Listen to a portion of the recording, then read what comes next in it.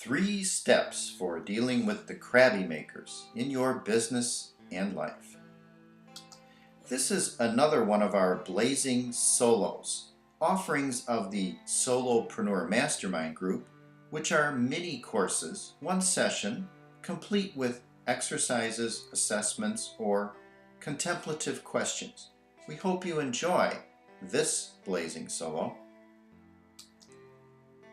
You're an entrepreneur and you have one or more clients that provide you good work. They pay on time, the work is interesting, and it fits within your most desired product or service mix. But dealing with the client or customer becomes problematic at times. Have you ever experienced any of the following? You have a client that makes you feel like you're riding an emotional roller coaster. He's friendly one day, sulking and withdrawn the next. You, being the conscientious entrepreneur that you are, wonder what you might have done to cause this behavior.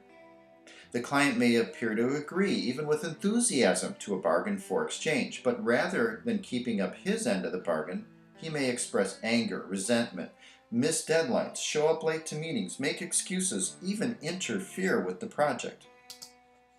The client pays you a insult. This is a compliment and insult in the same sentence. You do fabulous work in spite of the fact that you graduated from second-rate school. The client chooses not to share a piece of key information that could or would have prevented a problem. His response is something like, gee, I thought you knew. Or the client simply causes you to be so frustrated after an interaction that you kind of scratch your head and wonder if you're crazy. If so, you might be interacting with a person engaging in passive-aggressive behavior. The truth is that most of these individuals are seeking to control your emotions and, in so doing, control your behavior. Typically, the person aims to express anger and negative emotions in an indirect way so that he or she can deny all responsibility yet score a direct hit upon you. There are also those that engage in passive-aggressive behavior for perhaps less nefarious means. They just want to avoid conflict, but in doing this, they instead engage in a dishonest exchange. Here are 3 steps to help you deal with these individuals. The first is you must analyze the process and the purpose of the behavior. There's 3 main reasons why a customer, a client, or really anyone might interact with you in a passive-aggressive manner. The first is they may be seeking to control and/or deflect responsibility for anger. This causes frustration or anger in you and will likely escalate conflict unless you handle it passively by swallowing, ignoring, or discounting the anger of the client, the customer, or the individual. Or sometimes they simply just want to escalate conflict. They want you to react in an unreasonable manner and then fuel the fire. Or they may be seeking to avoid conflict. Sometimes the intent isn't to hurt you. Instead, it's a way for your customer, client, or other individual to avoid direct conflict. Why? Because they don't know how to express their position with grace. And in an attempt to be what they believe is a positive person, they feel the need to avoid owning negative emotions and stifle anger. The underlying belief is that life will somehow be worse if they're direct, but they're really still trying to control you by controlling the emotions of the situation. Once you've analyzed the purpose, the next step is you can determine if the behavior falls into one or more of the following categories. Is it the blame game? The blamer can rephrase almost anything to make it appear as if it's your fault. You should have known, or you're just too sensitive. These are common methods of blaming you.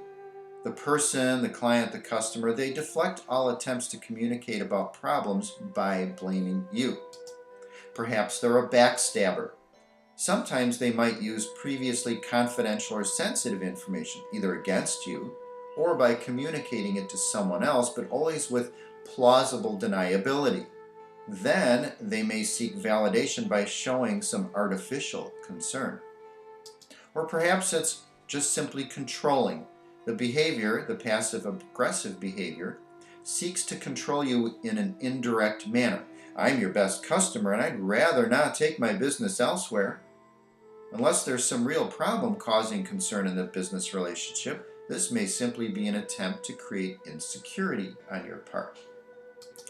Or denial could be one of the categories. This occurs when the customer, the individual, appears to be distressed, frustrated, bored, confused, or something similar, but refuses to admit to the feeling. They may ignore it, work through it, deflect the issue with humor, but this behavior frustrates you because you're not able to confront and resolve the problem. Thus, you can't engage in conflict resolution even if an obvious problem has occurred. Or the person may be using guilt to directly or indirectly control you. They may be seeking revenge, trying to hurt you without taking responsibility. Similar to the comp insult is the hallmark of this activity. This customer or individual is somehow threatened by you, whether it's real or imagined, and they're seeking revenge in an underhanded manner. By doing this, they can claim ignorance if they're confronted, such as, "Oh, I had no idea you would take it that way," or resort to blaming, "Oh, you must be imagining that." And finally, sarcasm, which is a very powerful form of passive-aggressive behavior. Sarcastic comments may be the ultimate form of indirect aggression because they're calculated to avoid responsibility. They're usually followed with a statement such as, "Oh, you know I was just kidding." The more artful and skillful passive-aggressive person may use words that seem reasonable or even caring. Therefore, in determining the behavior, the context, the relationship, the previous experiences, and nonverbal cues have to be considered. But you usually know if you're the target by your own emotional reaction.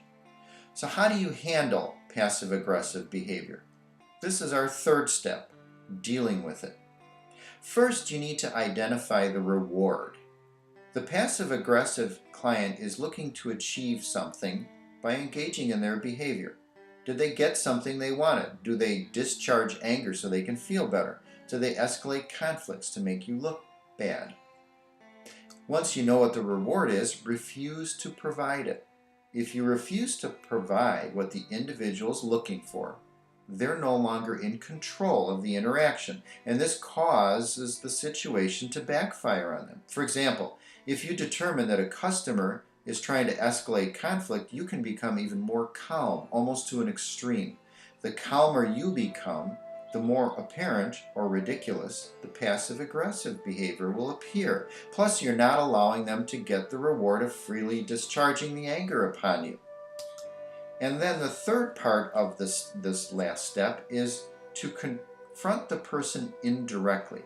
If you directly confront the passive-aggressive person or customer, it's likely to turn against you. But if you confront them with I statements rather than you statements and remain very calm, you may be able to reduce the behavior. You can do this by asking questions to clarify the situation.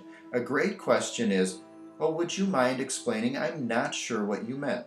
Or in the case of a comp insult, "Well, thank you for the compliment, but I'm not sure what you meant by this. Would you mind explaining?" Keep in mind that the passive-aggressive person doesn't like to take responsibility. He or she will likely be more likely to reduce the behavior if they know they'll be confronted every time. Be consistent. Recognize that when you start responding, you might actually see the behavior worsen for a while. But if you remain firm, consistent, eventually the attempts will decrease. You may be able to salvage a relationship, even improve it, and it will always be worth your effort. Well, we hope you enjoyed this blazing solo mini course of the Solopreneur Mastermind Group. If you're not already a member of the Solopreneur Mastermind Group and would like to engage in other courses that we offer, please visit www.solopreneurmastermindgroup.com or If you'd like information on one-on-one coaching sessions, please visit www.annbabiars.com. Thank you for participating in this course, and we look forward to seeing you again in the future.